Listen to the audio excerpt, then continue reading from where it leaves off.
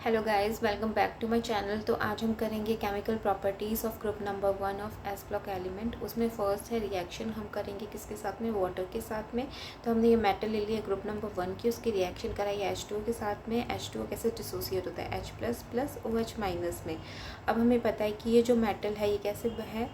M plus है। जैसे ही ये M प्लस डिसोसिएट हुआ, ये जो OH है ये इसकी तरफ अट्रैक्ट होगा और फॉर्म करेगा MOH, और ये H2 गैस क्या होगी? रिलीज़ हो जाएगी।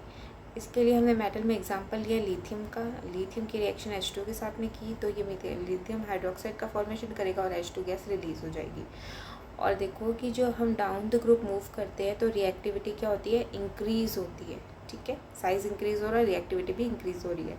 अब हम रिएक्शन करा रहे हैं किसके साथ में? एयर के साथ में और लेकिन से ऑक्सीजन के साथ में। लिथियम है, इसमें देखो 3 कंडीशन बनती है। जैसे जैसे हम ग्रुप में नीचे की तरफ जाते हैं इट मीन्स की साइज़ इंक्रीज़ हो रहा है, तो जो ऑक्साइड का फॉर्मेशन होता है या ऑक्सीजन के साथ में रिएक्शन होती है वो डिफरेंट होती है। तो देखो जब लिथियम के साथ में ऑक्सीजन डाइऑक्साइड रिएक्शन करता है तो क्या फॉर्म करता है? Lithium oxide. ठीक है, डाई लिथियम ऑक्साइड का फॉर्मेशन करता है। और जबकि सोडियम है वो रिएक्शन करता है ऑक्सीजन के साथ में तो क्या फॉर्म करता है? पर ऑक्साइड। ये पर ऑक्साइड का फार्मूला है, ये जनरल फार्मूला है पर ऑक्साइड का। ठीक है, और जब heavy metal elements like potassium, rubidium, caesium है वो रिएक्शन करते हैं ऑक्सीजन के साथ में तो क्या फॉर्म होता है? Super oxide. ये सुपर ऑक्साइड है, फार्मूला क्या होता है?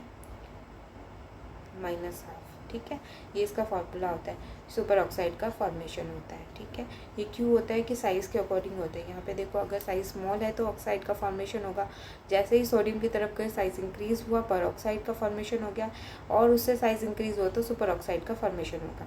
ठीक है, यहाँ पे 3 वेरिएबल मिलते हैं जब ऑक्सीजन का रिएक्शन कराते हैं। ठीक है, ये ध्यान में रखना है। नेक्स्ट देखो हम करेंगे रिएक्शन विथ हाइड्रोजन के साथ में।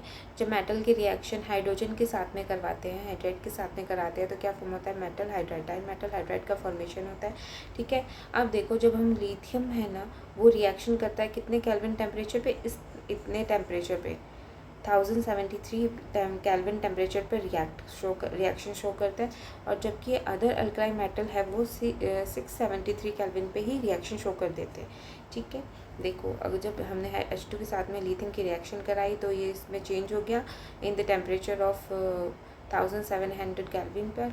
और जब हमने सोडियम या उससे नीचे वाले मेटल अल्कलाइन मेटल्स उनकी रिएक्शन कराई H2 के साथ में तो वो 673 केल्विन पे रिएक्शन शो कर रहा है। ठीक है, डाउन द ग्रुप हम जब मूव करते हैं रिएक्टिविटी क्या हो रही है? इंक्रीज़ हो रही है। ठीक है, ये भी ध्यान रखना है। हाइड्रोजन के साथ में जब रिएक्शन कर रहे हैं तो रिएक्टिविटी इंक्रीज़ हो रही है डाउन द ग्रुप।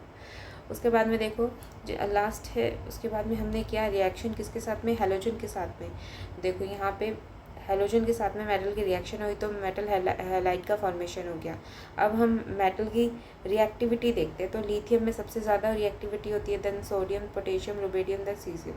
सीजियम में सबसे कम होती है। ठीक है, वहीं हम बात करें हैलोजन की तो फ्लोरीन की सबसे ज़्यादा होती है, देन क्लोरीन, ब्रोमीन, आयोडीन। ठीक है, ये रिएक्टिविटी ऑर्डर है और ये प्रोडक्ट यहाँ पे फॉर्म होता है।